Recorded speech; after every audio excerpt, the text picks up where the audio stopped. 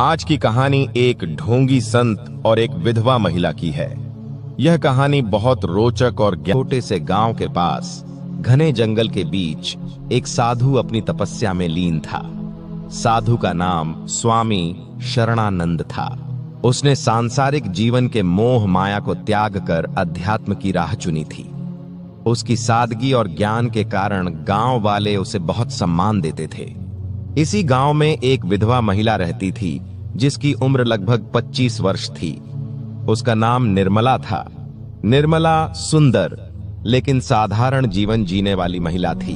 पति के निधन के बाद उसने गांव के बच्चों को पढ़ाने और दूसरों की मदद करने में खुद को व्यस्त कर लिया था। हालांकि उसके मन के किसी कोने में अकेलेपन का दर्द छिपा हुआ था। एक दिन निर्मला को अपनी गाय के लिए जड़ी बूटी लाने जंगल जाना पड़ा। वह जंगल में गहरी जगह पर पहुंची जहां उसकी मुलाकात स्वामी शरणानंद से हुई। वह उनकी सादगी और आंखों में झलकती शांति से प्रभावित हुई। उसने उन्हें प्रणाम किया और उनसे मार्गदर्शन की याचना की। शरणानंद ने निर्मला को कुछ ध्यान विधियां सिखाई और कहा, अकेलापन केवल मन की एक अवस्था है। जब मन शांत होता है तो सारा ब्रह्मांड आपका साथी बन जाता है। समय बीतता गया। निर्मला अक्सर स्वामी जी से मार्गदर्शन लेने आने लगी। दोनों के बीच एक अद्भुत समझ बन गई। धीरे धीरे निर्मला का झुकाव स्वामी जी की ओर बढ़ने लगा। वह उनकी गहराई और करुणा में अपनी खुशी खोजने लगी। स्वामी शरणानंद, जो सांसारिक संबंधों से दूर रहने का प्रण ले चुके थे, ने भी निर्मला के स्नेह को महसूस किया। उनकी आंखों में एक अनकहा भाव उभरता था, लेकिन उनके भीतर एक बड़ा द्वंद्व चल रहा था। निर्मला की स्वामी शरणानंद के प्रति श्रद्धा अब धीरे धीरे एक गहरे भाव में बदल रही थी। वह उनकी हर बात को ध्यान से सुनती और उनका अनुसरण करती। स्वामी शरणानंद को भी निर्मला की सरलता और समर्पण ने कहीं ना कहीं प्रभावित किया था, लेकिन वह इस भाव को अपने भीतर दबाए हुए थे। एक दिन जब निर्मला जंगल में स्वामी जी से मिलने पहुंची तो उसने हिम्मत करके पूछा, स्वामी जी, क्या त्याग का अर्थ हमेशा अकेले रहना है? क्या प्रेम भी त्याग का एक रूप नहीं हो सकता? स्वामी शरणानंद कुछ क्षण चुप रहे। उनके भीतर यह सवाल गूंजने लगा। उन्होंने कहा, प्रेम और त्याग एक ही सिक्के के दो पहलू हैं। सच्चा प्रेम वही है जिसमें त्याग हो, लेकिन मेरे लिए इस जीवन का उद्देश्य भिन्न है। मैंने संसार की इच्छाओं को पीछे छोड़कर आत्मा की शांति का मार्ग चुना है। निर्मला ने हल्के से मुस्कुराते हुए कहा, शांति का मार्ग कभी कभी किसी के साथ चलने से भी मिल सकता है। अकेलेपन और तप में अंतर होता है। स्वामी जी, यह शब्द स्वामी शरणानंद के भीतर गहरे उतर गए। वह इस द्वंद्व में उलझ गए कि क्या उनका मार्ग सही था या निर्मला की बातें एक नई दिशा का संकेत दे रही थीं। कुछ दिनों बाद गांव में अचानक एक बड़ा संकट आ गया। एक बड़ी बाढ़ ने कई घरों को बहा दिया और लोग अपने जीवन को बचाने के लिए संघर्ष कर रहे थे। निर्मला ने दिन रात लोगों की मदद की। उसने अपनी हर चीज दान कर दी और दूसरों के दुख को कम करने में पूरी तरह जुट गई। स्वामी शरणानंद यह सब देख रहे थे। उन्होंने पहली बार महसूस किया कि निर्मला का प्रेम न केवल उनके लिए था, बल्कि पूरे संसार के लिए था। वह खुद से पूछने लगे, क्या प्रेम वास्तव में त्याग से अधिक महान है? क्या मैंने प्रेम को समझने में चूक की है? बाढ़ का प्रकोप बढ़ता जा रहा था। गांव में भोजन, पानी और दवाओं की भारी कमी हो गई थी। निर्मला ने अपनी पूरी शक्ति और समर्पण के साथ लोगों की सहायता की। वह खुद भूखी रहकर भी जरूरतमंदों के लिए खाना जुटाती, बीमारों की देखभाल करती और बच्चों को सुरक्षित स्थान पर ले जाती। स्वामी शरणानंद ने निर्मला के इस निस्वार्थ समर्पण को देखा। वह समझ गए कि निर्मला का प्रेम केवल व्यक्तिगत नहीं था, बल्कि यह पूरे संसार के लिए करुणा का प्रतीक था। एक रात जब निर्मला थकी मांदी और घायल अवस्था में एक पेड़ के नीचे बैठी थी, स्वामी शरणानंद ने उसके पास जाकर कहा, निर्मला, तुमने जो त्याग किया है वह सच्चे प्रेम का सबसे सुंदर रूप है। तुमने मुझे प्रेम का ऐसा स्वरूप दिखाया जिसे मैंने कभी समझा नहीं था। निर्मला ने थकी आंखों से स्वामी जी की ओर देखा और धीरे से कहा, स्वामी जी, प्रेम में त्याग का महत्व होता है, लेकिन अगर प्रेम किसी को शक्ति और दिशा दे तो यह स्वयं तपस्या बन जाता है। स्वामी शरणानंद का हृदय इस क्षण में द्वंद्व और शांति के बीच डोलने लगा। उन्होंने सोचा, क्या यह मेरा मार्ग बदलने का संकेत है? क्या मेरी तपस्या का उद्देश्य यही प्रेम और सेवा है? दूसरे दिन स्वामी शरणानंद ने गांव वालों की मदद के लिए खुद को समर्पित कर दिया। उन्होंने अपने साधना स्थल को राहत शिविर में बदल दिया।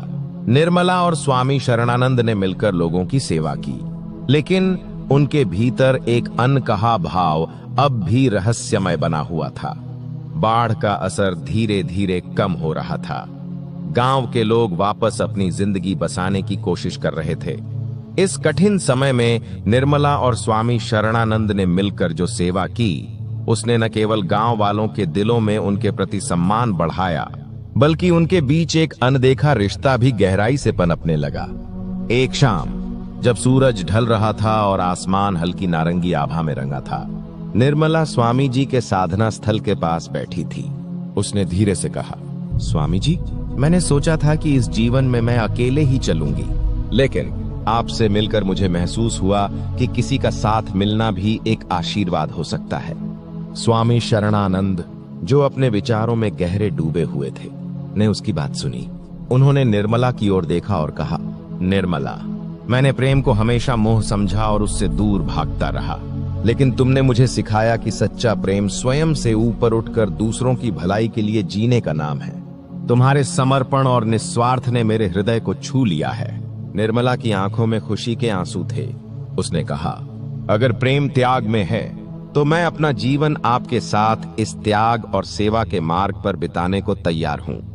स्वामी शरणानंद ने अपने भीतर एक गहरी शांति महसूस की। उन्होंने स्वीकार किया कि निर्मला के साथ उनका बंधन केवल सांसारिक नहीं था, बल्कि यह उनके आध्यात्मिक सफर का एक हिस्सा बन चुका था। निर्मला और स्वामी शरणानंद के बीच का रिश्ता अब गहराई तक उतर चुका था। निर्मला ने अपने मन और आत्मा को पूरी तरह स्वामी जी के प्रति समर्पित कर दिया था।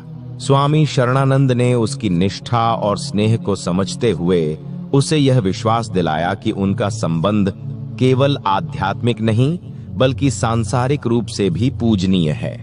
एक रात जब पूरा गांव गहरी नींद में था, स्वामी जी ने निर्मला को अपने साधना स्थल पर बुलाया। उनके शब्दों में एक अजीब सी मिठास और आकर्षण था। उन्होंने कहा, निर्मला, हमारा संबंध केवल आत्मा तक सीमित नहीं रहना चाहिए, यह प्रेम की सबसे पवित्र अवस्था में बदल सकता है।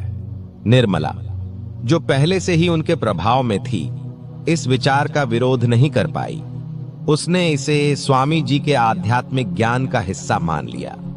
उस रात दोनों के बीच एक ऐसा संबंध बना जिसने निर्मला के जीवन को पूरी तरह बदल दिया। समय बीतता गया, लेकिन निर्मला के मन में धीरे धीरे कुछ सवाल उठने लगे। वह देखती थी कि स्वामी शरणानंद कई अन्य महिलाओं से भी खास नजदीकी रखते थे।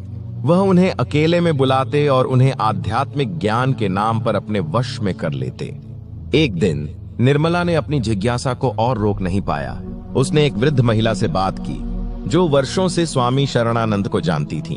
वृद्धा ने बताया, स्वामी शरणानंद एक ढोंगी है। वह विधवा और असहाय महिलाओं को अपने जाल में फंसा लेता है। वह उनकी भावनाओं और परिस्थितियों का फायदा उठाकर उन्हें अपना शिकार बनाता है। निर्मला का दिल टूट गया।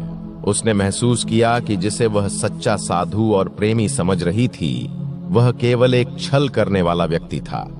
इस सच्चाई के सामने आने के बाद निर्मला ने खुद से वादा किया कि वह स्वामी शरणानंद के असली चेहरे को दुनिया के सामने लाएगी। उसने उन महिलाओं से बात करना शुरू किया जो स्वामी जी की चपेट में आई थीं। उसने उन्हें अपनी कहानी सुनाने के लिए प्रेरित किया। निर्मला पूरी तरह बदल चुकी थी। वह अपने दर्द और विश्वासघात को शक्ति में बदलते हुए एक नई राह पर चल पड़ी।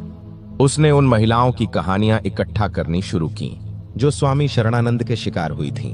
कई महिलाएं शुरुआत में डर और शर्म के कारण खुलकर बोलने से हिचकिचा रही थीं, लेकिन निर्मला के हिम्मत भरे रवैये ने उन्हें अपनी सच्चाई बताने का साहस दिया।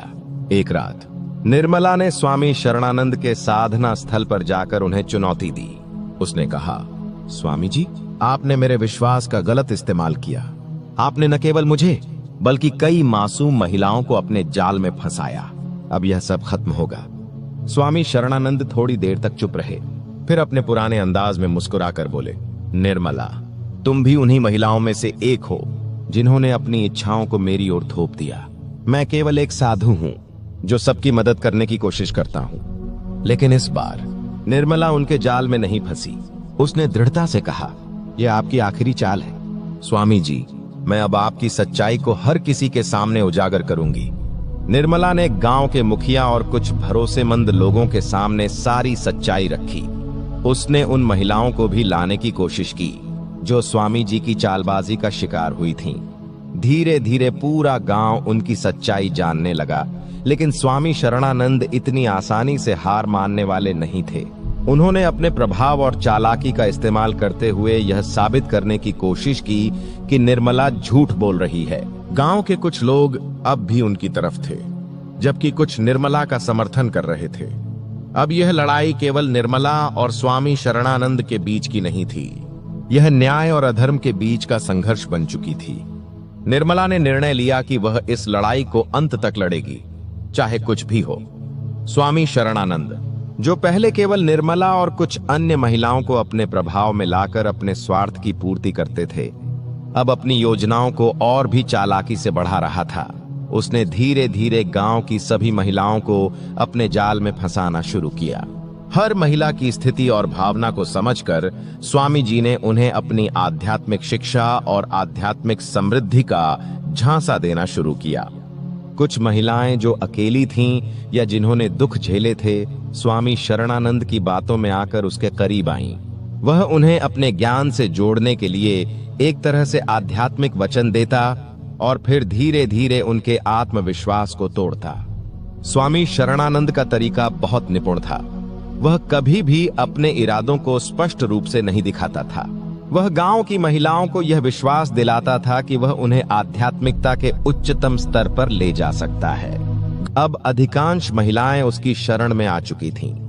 वह उन्हें अपनी इच्छाओं का पालन कराने और अपनी परतों में फंसाने के लिए लगातार नए तरीके अपनाता था। निर्मला, जो पहले स्वामी शरणानंद के खिलाफ खड़ी थी, अब खुद को अकेला महसूस कर रही थी। उसने देखा कि गांव की अधिकांश महिलाएं स्वामी जी की बातों में आ चुकी थीं। वह जानती थीं कि उसे जल्द ही कुछ करना होगा, क्योंकि अगर स्वामी जी का जाल पूरी तरह फैल गया तो फिर न उसे और न ही किसी और को बचाना संभव होगा। एक दिन निर्मला ने एक योजना बनाई। उसने उन कुछ महिलाओं को इकट्ठा किया जो स्वामी शरणानंद के वास्तविक उद्देश्य को समझने लगी थीं। निर्मला ने उन्हें यह समझाया कि स्वामी जी का असली उद्देश्य केवल उन्हें अपने स्वार्थ के लिए फंसाना है।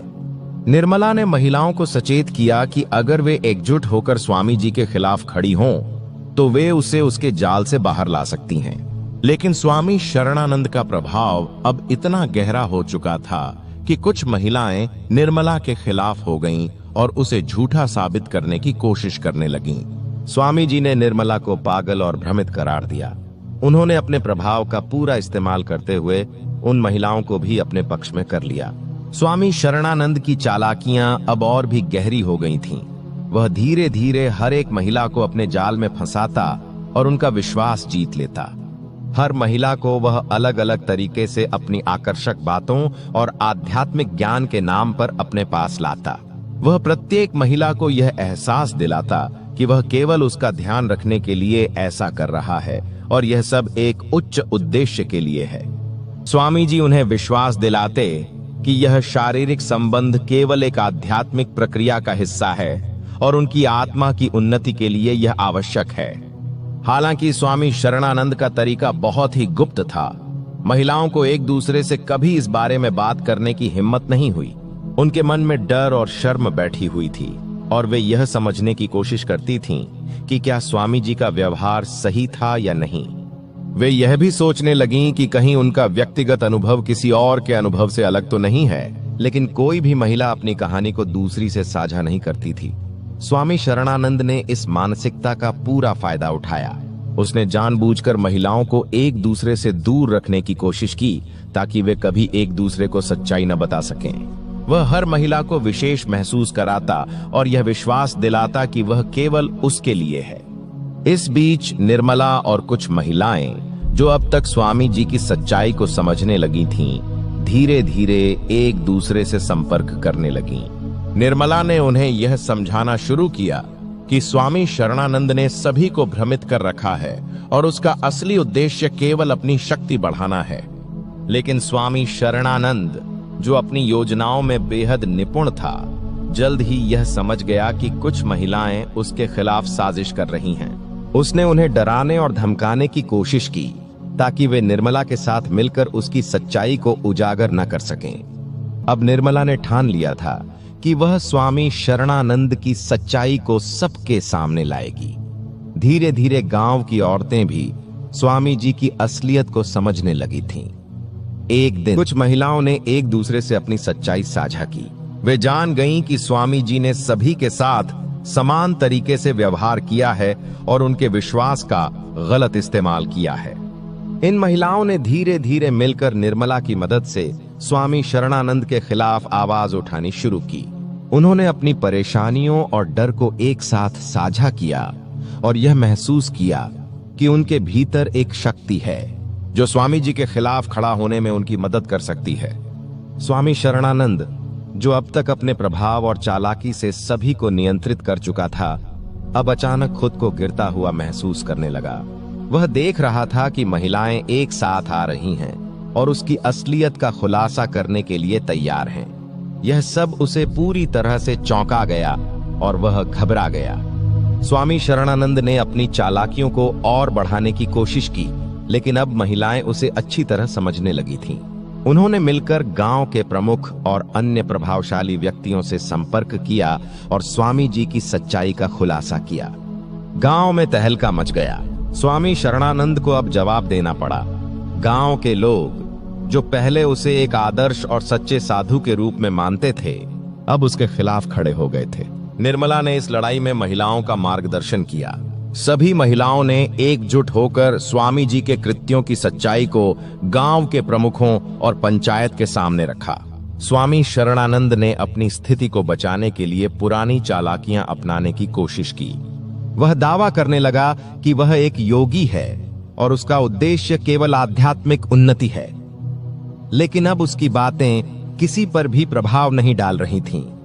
गांव के प्रमुख और अन्य लोग, जो पहले स्वामी शरणानंद की ओर झुके हुए थे, अब उसे दोषी मानने लगे। कई महिलाएं, जिन्होंने पहले उसकी बातों में आकर उसकी गलतियों को नजरअंदाज किया था, अब उसके खिलाफ खड़ी हो गईं। उन्होंने स्वीकार किया कि स्वामी शरणानंद ने उनके साथ गलत किया था। स्वामी शरणानंद का प्रभाव अब पूरी तरह टूट चुका था। उसकी सच्चाई सामने आने के बाद न केवल गांव के लोग, बल्कि दूर दराज के इलाकों से भी लोग उसकी असलियत को जानने के लिए आए। महिलाओं ने अपने अनुभवों और गवाहियों के आधार पर स्वामी शरणानंद के खिलाफ कानूनी कार्रवाई की मांग की। निर्मला और अन्य महिलाओं ने मिलकर यह सुनिश्चित किया कि भविष्य में कोई भी महिला इस तरह के शोषण का शिकार न हो। गांव में धीरे धीरे बदलाव आने लगा। महिलाओं को अब अपनी आवाज उठाने का साहस मिला और वे अपनी स्थिति को बेहतर बनाने के लिए एकजुट हो रही थीं। स्वामी शरणानंद की सत्ता अब पूरी तरह खत्म हो चुकी थी और गांव में शांति और न्याय का नया दौर शुरू हुआ। स्वामी शरणानंद, जो अब पूरी तरह बेनकाब हो चुका था, ने महसूस किया कि अब उसके पास कोई रास्ता नहीं बचा। गांव में उसकी सच्चाई सामने आ चुकी थी और उसकी हालत बेहद खराब हो गई थी। उसने खुद को घिरा हुआ महसूस किया और तय किया कि उसे यह जगह छोड़नी होगी। रात के अंधेरे में बिना किसी को बताए वह गांव से भाग खड़ा हुआ। स्वामी शरणानंद अब एक नए ठिकाने की तलाश में था। उसकी नजर एक बड़े और समृद्ध राज्य पर पड़ी। उस राज्य के राजा का नाम राजा चंद्रसेन था और उसकी दरबार में बहुत सम्मान था। राजा चंद्रसेन के राज्य में बड़ी संख्या में लोग रहते थे। स्वामी शरणानंद ने सोचा कि यहाँ उसे फिर से अपनी पहचान बनाने का मौका मिल सकता है। राजा चंद्रसेन के राज्य में पहुंचने पर स्वामी शरणानंद ने अपनी पहचान बदल ली। उसने खुद को एक महान योगी के रूप में प्रस्तुत किया और दावा किया कि वह एक पवित्र संत है जो अपनी साधना के लिए आया है। उसकी चालाकी के कारण राजा चंद्रसेन और उसके दरबार के लोग उसे तुरंत सम्मान देने लगे। स्वामी शरणानंद ने राजा से मिलकर उसे अपने प्रभाव में लाने की योजना बनाई। वह राजा को यह बताने लगा कि वह उसकी मदद कर सकता है और राज्य में सुख शांति स्थापित करने के लिए अपनी आध्यात्मिक शक्तियों का इस्तेमाल करेगा। राजा चंद्रसेन, जो एक अच्छे शासक थे लेकिन अपने राज्य की समस्याओं को लेकर थोड़े चिंतित थे, स्वामी शरणानंद की बातों में आ गए।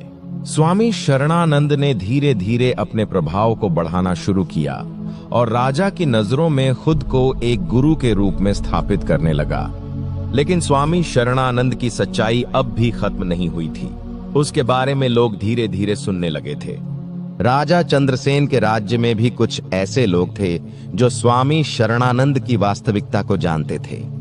वे उसे लेकर सावधान रहने की चेतावनी देने लगे थे, लेकिन स्वामी शरणानंद ने अपनी चालाकियों से उनकी आवाज को दबा दिया।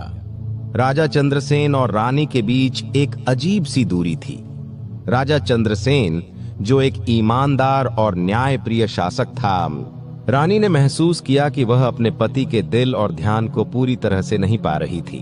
राजा का अधिकांश समय राज्य के मामलों में बीत जाता था और रानी की कई इच्छाएं अनसुनी रह जाती थीं, जो पहले बहुत प्यार और समर्पण के साथ अपने पति के पास आई थी।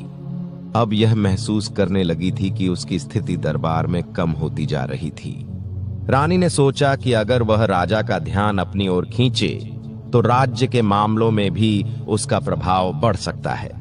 रानी ने यह महसूस किया कि केवल पारंपरिक तरीकों से काम नहीं चलेगा और उसे कुछ ऐसा करना होगा जो राजा को उसकी ओर आकर्षित करे।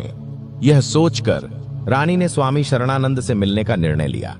स्वामी शरणानंद, जो पहले ही राजा चंद्रसेन के दरबार में अपनी पैठ बना चुका था, ने रानी से मुलाकात की।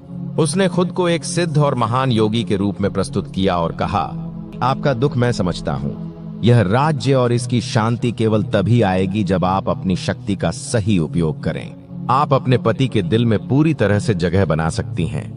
रानी ने स्वामी से अपने दिल की बात कही। राजा की व्यस्तता और उसकी राजनैतिक जिम्मेदारियों ने मुझे अकेला कर दिया है। मैं चाहती हूं कि वह मेरी तरफ ध्यान दे और हमारी शादी में सामंजस्य स्थापित हो।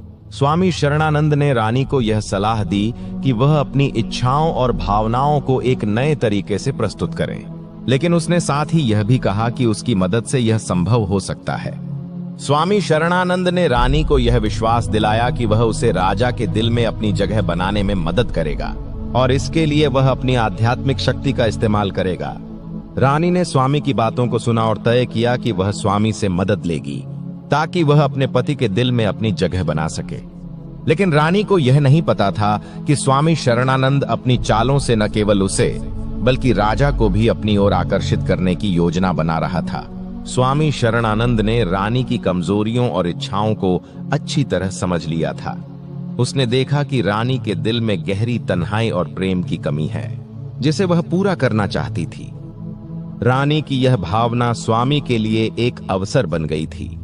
स्वामी शरणानंद अपनी चालाकी से रानी को और भी अपनी ओर आकर्षित करने लगा। एक दिन स्वामी शरणानंद ने रानी से कहा, रानी, आप जो प्रेम और ध्यान चाहती हैं, वह आपको राजा से नहीं मिल पा रहा। आपको लगता है कि आपकी भावनाओं को समझने वाला कोई नहीं है, लेकिन मैं आपकी व्यथा को समझता हूँ। जो प्रेम आप अपने पति से नहीं पा पाई, वह प्रेम मैं आपको दे सकता हूँ।